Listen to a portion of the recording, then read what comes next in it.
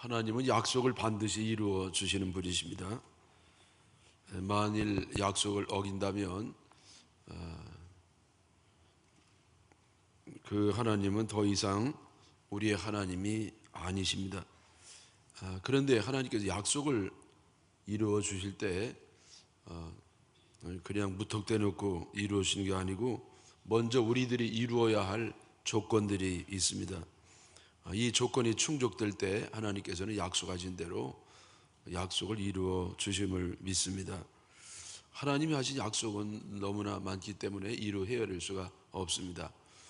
특별히 신약, 구약, 옛날의 약속, 신약 새로운 약속, 하나님은 신구약 성경을 통해서 많은 약속을 우리들에게 하셨습니다. 근데 오늘 말씀해 보니까 두 가지 정도의 아주 귀중한 약속을 하신 것을 볼 수가 있겠습니다. 첫째로 하나님이 어떤 약속을 우리들에게 하셨느냐? 이른 비와 늦은 비를 주신다고 하는 약속을 하셨습니다. 여러분 아시는 것처럼 이스라엘에 가서 살 가나안은 강우량이 부족한 곳입니다. 그러나 그들이 거기서 이렇게 살 수 있는 것은 하나님께서 이른 비와 늦은 비를 보내셔서 저들이 곡식과 포도주를 얻고 열매를 얻고 그래서 먹고 살 수가 있었던 겁니다. 14절 15절에 보면 여호와께서 너희의 땅에 이른 비 늦은 비를 적당한 때에 내리시리니 너희가 곡식과 포도주와 기름을 얻을 것이요 또 가축을 위하여 들에 풀이 나게 하시리니 내가 먹고 배부를 것이라. 하나님께서 이른 비와 늦은 비를 내려셔서 저들이 먹고 살 수 있도록 열매를 맺게 하신다는 겁니다. 여러분 이른 비는 언제 내리는 거냐면은 10월과 11월 경에 집중적으로 내리는 비입니다. 이때는 파종을 위해서 비가 내립니다. 여러분 우리나라와 좀 거꾸로 됐습니다. 우리는 봄에 파종하는데 이스라엘은 가을에 파종을 합니다. 여름 내내 건기를 지나면서 메마르고 아주 척박했던 딱딱해진 땅을 그냥 파종하기 어려워서 그때 하나님께서 은혜를 베푸셔서 그 땅이 물러지고 젖어지고 축축해지면 그때 파종을 용이하게 할 수 있도록 하나님께서 특별한 은혜를 베풀어 주시는 겁니다. 늦은 비는 3월, 4월에 내리는 비라는 겁니다. 그러니까 이 비는 봄비죠. 우리는 이때 파종을 하는데 아까도 말씀드린 것처럼 우리와는 조금 거꾸로 된 것 같습니다. 그래서 이때는 열매 맺기 전에 추수하기 전에 곡식이 더 풍성해지고 더 이렇게 주의시 즙이 많아지도록 아주 고마운 비가 아닐 수가 없습니다.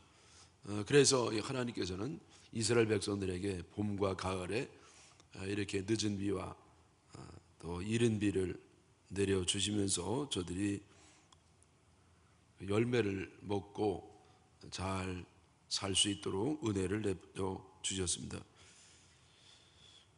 여러분 하나님께서 바로 이른 비와 늦은 비를 이스라엘 백성에게 내려주신 것과 마찬가지로 오늘날 우리들에게도 하나님의 이른 비와 늦은 비를 내려주시면서 살게 되는 겁니다.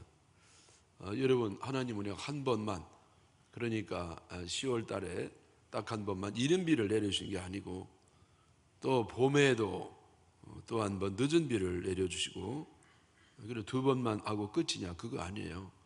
이른 비도 늦은 비도 내려주신 하나님께서는 그 사이에도 적당한 때 메마른 때에 필요한 때에 비를 내려주셔서 백성들이 먹고 사는 데 지장이 없도록 은혜를 베풀어 주십니다. 여러분 오늘날 우리에게도 마찬가지죠. 우리도 어려서부터 지금 이 시간에 살아오는 동안에 하나님께서는 어릴 때는 이른 비를 주시고 또 나이 들었을 때는 또 늦은 비도 주셔서 우리가 깨닫지 못하고 알지 못해 그랬지 인정하지 못해 그랬지 은혜 가운데 살아가는 줄 믿습니다. 저도요 목회 초년복 때는 경험도 부족하고 또 지식도 부족하고 또 영성도 부족하고 인격도 부족하고 모든 게 부족했지만은 하나님께서 이른 비를 주셔가지고 별 대가 없이 목회를 했습니다. 그리고 이제 목회 후반부에 접어들어서 마무리를 할 때가 됐는데, 이때는 주님께서 늦은 비를 주셔가지고 이 은혜 가운데서 목회를 하는 겁니다. 여러분 나이가 들면은요 뇌세포가 좀 쭈그러들어가지고 뭘 자꾸 빠뜨리고 잊어버려요. 안 그러려고 해도 자꾸 이제 그런 게 있거든요. 그래서 참 아까도 2부 때 뭔가 하나 좋은 걸 빠뜨려가지고 아직도 마음이 좀 불편한데, 여러분 그래서 이 늦은 비, 주님께서 늦은 비를 내려서서 이렇게 참 목회를 하는 겁니다. 여러분 어찌 우리에게만 나에게만 해당되는 말씀이겠습니까? 여러분도 마찬가지 아니겠습니까? 하나님께서는 우리들에게 은혜의 비를 내리셔서 여태까지 내가 살아왔고, 또 그래서 하나님 앞에 감사하면서 지내는 겁니다. 여러분 곡식이 결실하기 위해서는요 두 가지가 꼭 필요하다는 거 아닙니까? 하나는 햇빛이지요. 햇빛이 반드시 내려줘야 되고, 또 하나는 비가 내려야 됩니다. 비. 그래서 일사량이 많고 아주 뜨거운 온도가 높을수록 당도가 높은 그런 과일들이 만들어지죠. 근데 여러분 그것만 있으면 안 돼요. 물이 있어야 돼요. 물이. 하나님이 비를 내리셔야, 그래서 이 햇빛과 단비를 줘가지고 열매를 맺는 겁니다. 근데 여러분 이것도 전제 조건이 하나 있습니다. 그 조건은 뭐냐면은 심어야 되는 겁니다. 심어야 되죠. 일단 이 곡식을 심어야 그 씨에서 이제는 햇빛을 받고 또 물을 받으면서 자라고, 때가 되면 꽃이 피고 열매를 맺어서 이제는 추수함으로 먹고 살 수가 있는 겁니다. 심어서 열매를 맺는 법칙, 이거는 만고불변의 법칙입니다. 언제 어디서든지 어느 시대든지 하여튼 심어야 이 열매를 맺는 겁니다. 심지 않으면 어떻게 열매를 맺겠어요? 하나님이 아무리 은혜를 비를 내려주시고 햇빛을 준다 할지라도 심지 않으면 아무 소용이 없는 겁니다. 그래서 하나님이 은혜를 주시고 햇빛과 비를 주시지만은 우리가 할 일은 뭐냐? 심어야 되는 겁니다. 그게 전제 조건입니다. 우리가 우선은 심어야 되는 겁니다. 좋은 걸 심으면 좋은 걸 열매를 맺고, 나쁜 걸 심으면 나쁜 걸 맺고, 콩을 심으면 콩 나고 팥 나면 팥 나고, 그리고 이렇게 심을 때 열매를 맺는 그것이 아주 불변하는 영원한 진리의 말씀인데, 그래서 우리가 먼저 심어야 됩니다. 이게 조건이죠. 그리고 심으면 하나님께서 또 비도 주시고 또 햇빛도 주시고 그래서 열매를 맺는 겁니다. 그러면 이 뭘 심느냐? 13절의 말씀이죠. 내가 오늘 너희에게 명하는 내 명령을 너희가 만일 청종하고 너희의 하나님 여호와를 사랑하여 마음을 다하고 뜻을 다하여 섬기면, 이 두 가지예요. 그래서 우리가 마음과 뜻을 다해서 사랑으로 주님을 섬기고, 또 한편으로는 하나님의 명령을 청종하고 잘 듣고 그대로 따르는 것, 순종하는 것, 결국은 같은 겁니다. 하나님을 잘 섬기고 순종하는 거. 그럴 때 하나님께서는 이른 비와 늦은 비를 주시고 은혜의 단비를 내셔서 우리가 복을 받고 살도록 하신다는 겁니다. 여러분, 그래서 여기 조건절이 이제 먼저 나오죠. 조건절이 13절입니다. 바로 너희들이 이렇게 하나님 말씀을 청종하고 마음을 다해서 하나님을 섬길 때, 그 다음에 주절이 나와요. 그 다음에 하나님께서는 너희 땅에 이른 비 늦은 비를 적당한 때 내리시리니 너희가 곡식과 포도주와 기름을 얻을 것이다. 여러분 조건절에서 조건이 구성될 때 if, 영어에도 나오잖아요. 조건절이 이렇게 나오고, 그 조건이 이루어질 때 주절이 나와가지고 하나님께서 우리들에게 은혜와 축복을 주신다는 겁니다. 근데 만약에 우리가 조건을 이루어드리지 아니하고 하나님을 섬기지 아니하고 우상을 섬기고 또 하나님 말씀에 불순종하고 살면 어떤 일이 일어나느냐? 하나님께서 은혜의 단비를 내려주신 대신 이제는 하나님께서 벌을 내리셔요. 그게 16절 17절이죠. 너희는 스스로 상가라 두렵건대 마음에 미혹하여 도리겨 다른 신들을 섬기며 그것에게 절함으로 여호와께서 너희에게 진노하사 하늘을 닫아 비를 내리지 아니하여 땅이 소산을 내지 않게 하심으로 너희가 여호와께서 주신 아름다운 땅에서 속히 멸망할까 하노라. 예. 마음이 미혹이 됐어요. 마귀에게 속았습니다. 그리고 세상에 완전히 빠져가지고 세상을 쫓아 사는 겁니다.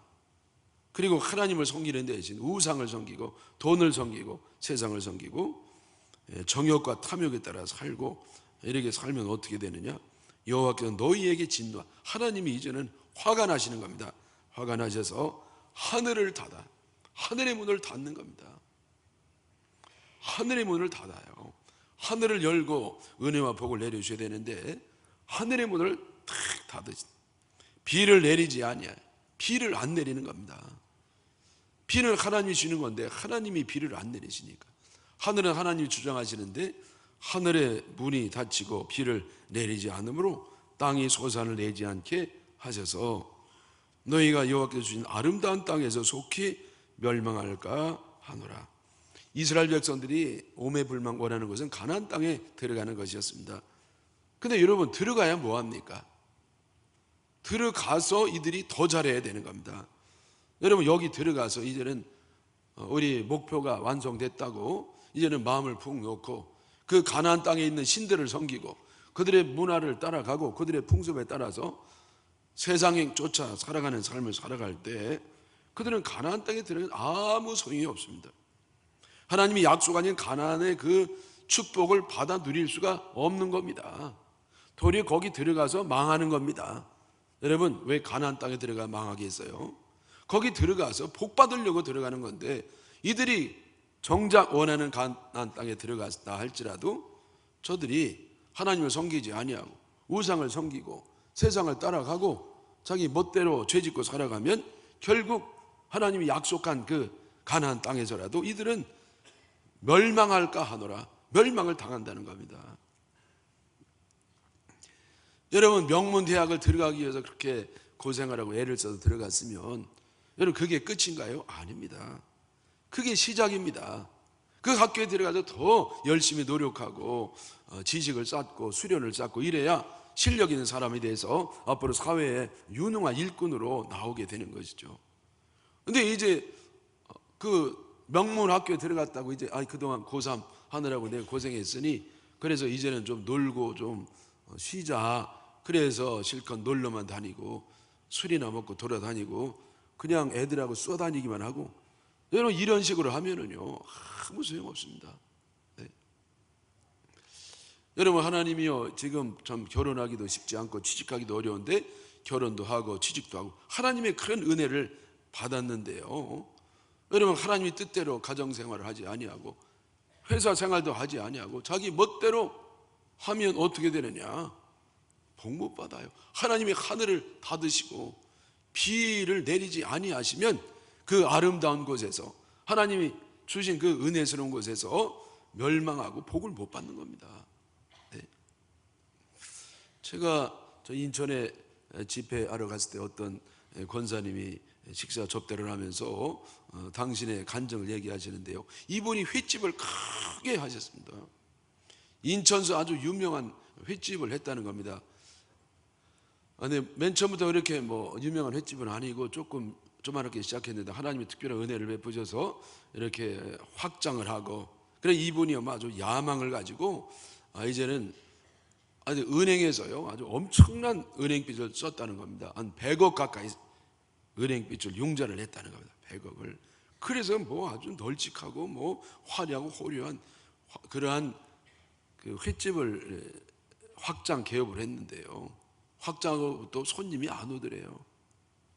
그 왜 안 오냐 그러니까 그때 마침 일본의 후쿠시마 원전이 터져가지고 사람들이 해산물에 대한 불안감 때문인지 오지를 않더라는 거예요.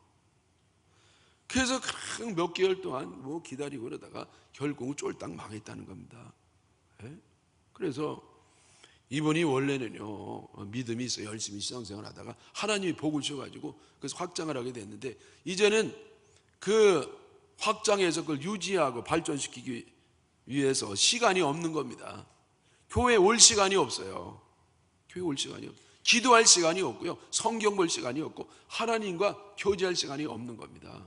그래서 결국 하나님이요 그 조건이 안 되니까 하늘의 문을 닫고 비를 내리지 않아서 그렇게 엉망이 됐다는 간증을 제가 듣게 되었습니다. 물론 그때는 조금 이제 살아나실 때 이제 그렇게 접대를 했던 것이죠. 사랑하는 여러분, 우리가 하나님의 은혜의 단비, 축복의 단비를 얻기 위해서는 조건이 그게 이루어져야 되는 겁니다. 내가 하나님을 섬기고 언제 어디서든지 철저히 내가 주님의 손을 놓으면 나는 그 순간 죽는 거다 이렇게 생각하시고 주님만 섬기시고 철저히 순종하시고, 그래서 하나님 약속대로 이른 비와 늦은 비의 그 은혜의 단비, 축복의 단비를 받아 누리시기를 축원합니다. 두 번째, 하나님께서 이스라엘 백성에 주신 약속 뭐냐면은 강대한 나라들을 상대해서 승리한다는 겁니다. 그 말씀이죠. 23절에 나오는 말씀이죠. 여호와께서 그 모든 나라 백성을 너희 앞에서 다 쫓아내실 것이라. 너희가 너희보다 강대한 나라들을 차지할 것이다. 이스라엘 백성들이 그 가나안 땅에 들어가서 전쟁을 하는데 너희들이 비록 약하다 할지라도 그 강대한 민족을 상대해서 너희들이 그들을 내쫓을 것이다. 그 땅을 너희들이 반드시 차지한, 그들이 아무리 세도 상관없다. 왜? 하나님이 역사해 주시니까. 전쟁의 성패는 하늘께 달리기 때문에 하나님이 역사하시면 적은 능력 가지고도 얼마든지 이길 수가 있는 겁니다. 왜? 하나님이 역사하시니까, 하나님이 싸우시니까. 그러한 약속을 해 주신 겁니다. 그 다음에 또 어떤 약속을 해 주셨느냐? 24절이죠. 너희의 발바닥으로 밟는 곳은 다 너희의 소유가 되리니 너희의 경계는 곧 광야에서부터 레바논까지와 유브라데 강에서부터 서해까지라. 너희가 밟는 곳은 다 줄 것이다. 너희 소유가 된다는 말이에요. 여러분, 세상에 어떻게 이런 축복을 받습니까? 네? 여러분, 오늘날 하나님 우리에게 나타나셔가지고 너 하여튼 발로 탁 밟아, 내가 다 줄게. 여러분, 이런 말씀이에요. 여러분, 이런 말씀 좀 듣기를 축원합니다. 여러분, 이런 엄청난 축복을 받는 겁니다. 돌아다니면 그 다 준다는 거예요. 이게 하나님의 약속이에요. 또 어떤 약속 하셨느냐? 25절의 말씀. 너희의 하나님 여호와께서 너희에게 말씀하신 대로 너희가 밟는 모든 땅 사람들에게 너희를 두려워하고 무숭하게 하시리니 너희를 능히 당할 사람이 없으리라. 너희는 무적의 용사가 된다는 것. 너희는 절대 두려워하지 마라. 너희는 그 땅을 차지할 것이다. 너희가 힘이 약할지라도 이길 것이다. 그리고 사람들이 너희를 보고 벌벌벌벌 떨 거라. 그럼 여러분이 떨고 있으니까 전쟁해보나 마나 이기는 겁니다. 네? 너희를 능히 당할 사람이 없으리라. 하나님의 약속입니다. 여러분, 이스라엘 백성들은요, 가나안 땅에 들어가기 전에 이런 약속을 받은 겁니다. 근데 여러분, 말씀드린 것처럼 이 약속은 저절로 이루어지는 게 아니라 조건이 있어요. 조건이. 그 조건은 이스라엘 백성들이 이루어 드려야 되는 겁니다. 그게 뭐냐? 18절의 말씀이죠. 이 조건이가 그 뒤로 돌아가야 돼요. 신명기 11장 18절. 이러므로 너희는 나의 이 말을 너희의 마음과 뜻에 두고 또 그것을 너희의 손목에 매어 기호를 삼고 너희 미간에 붙여 표를 삼으라. 나의 이 말, 여러분, 나의 이 말이 뭡니까? 하나님의 말씀입니다. 이 하나님의 말씀을 마음에 두어라. 그러기 위해서는 이 말씀을 너희 손목에 매라. 팔찌를 만들고 또 너희 미간에 붙여 표를 삼고. 여러분, 마치 여자들이요, 그냥 귀걸이를 늘 하고 있는 것처럼, 밥 먹을 때도 귀걸이하고 잘 때도 하고 세수할 때도 하고, 하여튼 여러분, 이 귀걸이를 늘 달고 다니는 것처럼 하나님 말씀을 늘 가까이 지니고 다니라는 거예요. 여러분, 이거는 말씀만 무조건 들고 다니라는 게 아니라 마음의 색이라는 것이죠. 여러분, 올림픽에서 그 여자 스프린터들이요, 달리다 보니까 이거 목걸이들이 대부분 하고 있더라고요. 여러분, 목걸이 이거 있으면 철렁철렁해요. 이게 거추장스럽지 않을까요?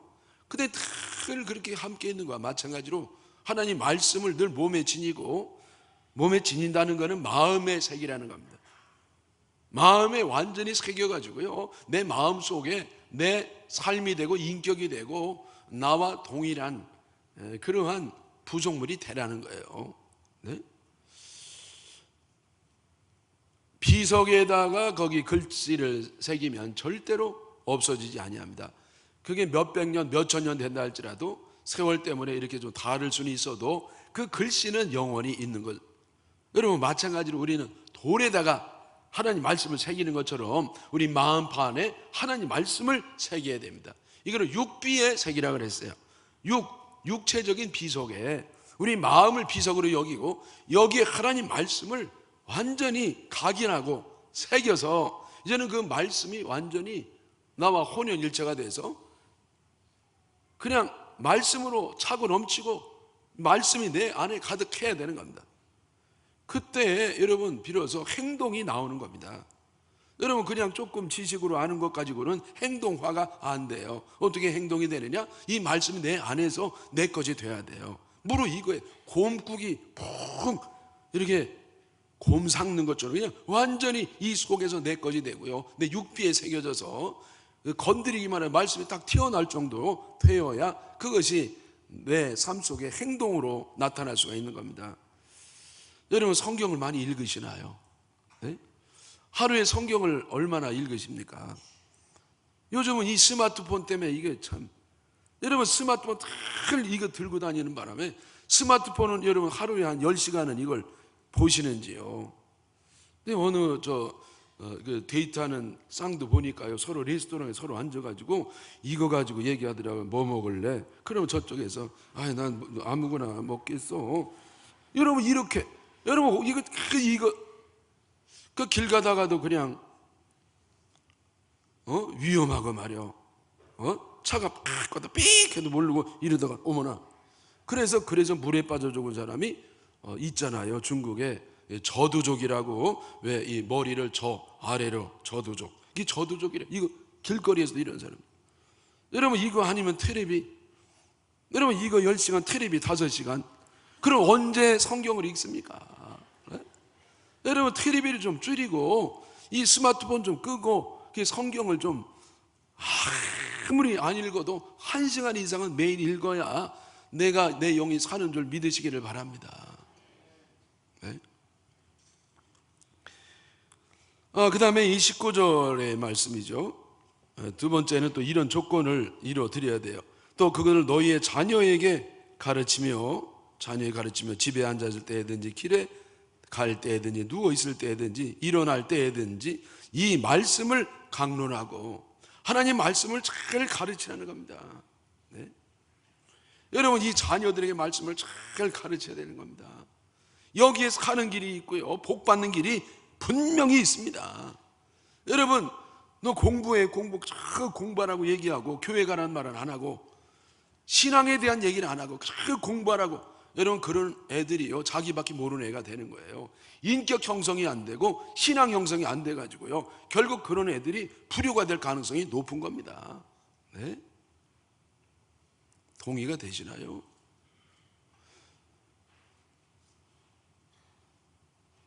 이런 미국이요 1960년도를 정점으로 해서 그들이 하얀 곡선을 그립니다.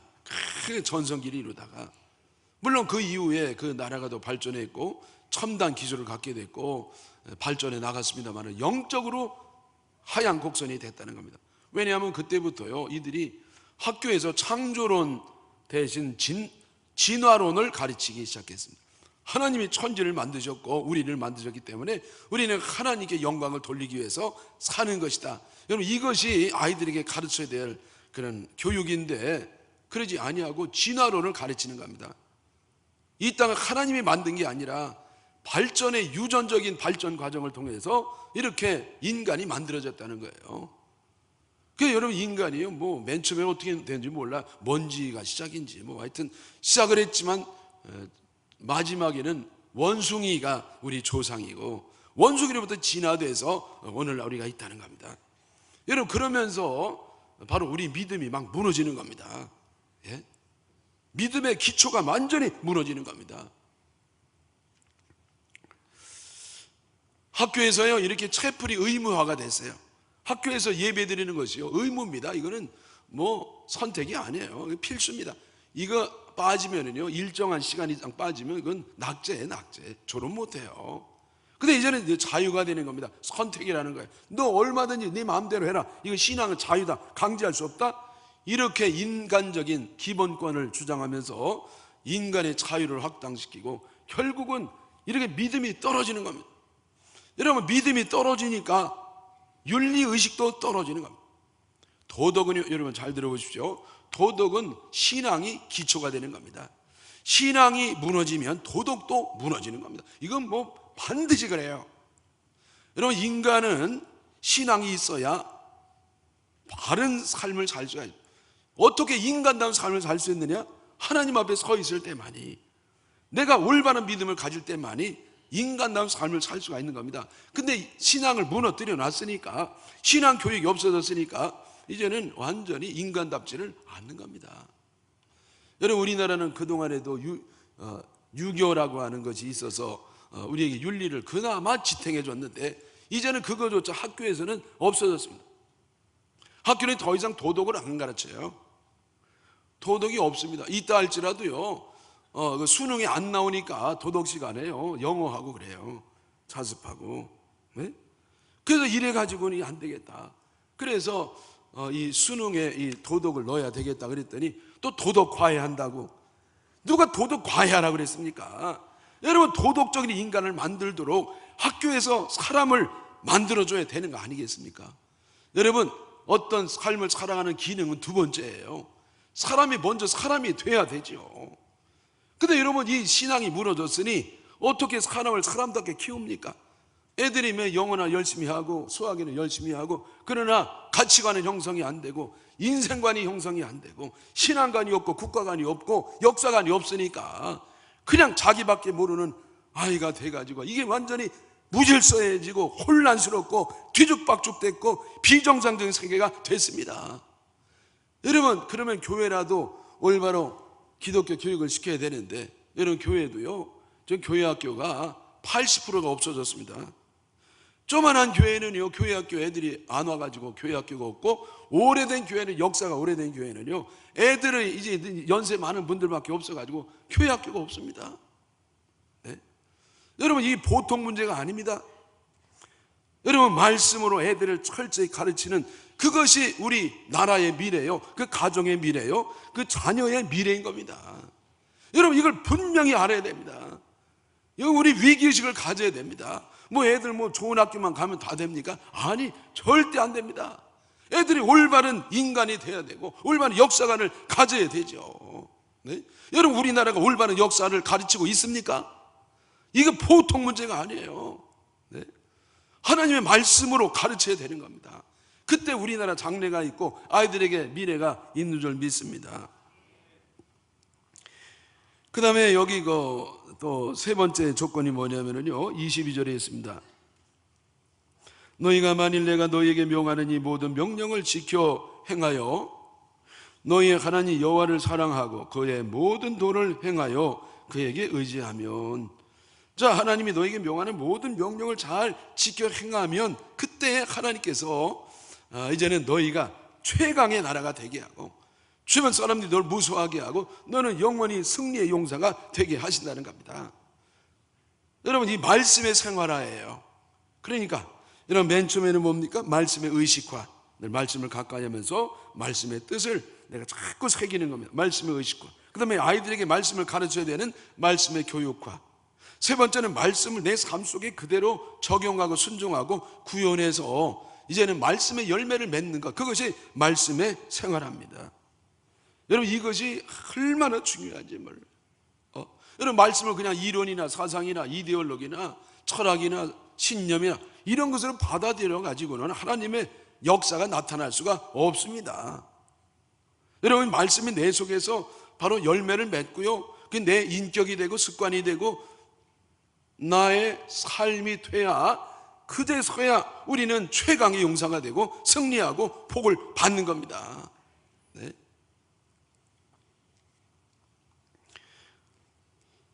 여러분, 제가 소련에 가서 그 모스크바의 크레물린 궁을 한번 들어간 적이 있잖아요.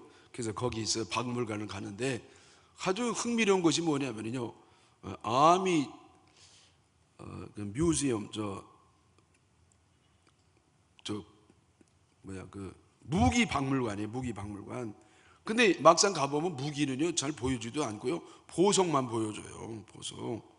이게 주얼리 뮤지엄이죠 실제는. 그래서 그 보석이요, 아우 여러분 참 진기하고요 어마어마한 그런 훌륭한 보석들이 참 기가 막힙니다.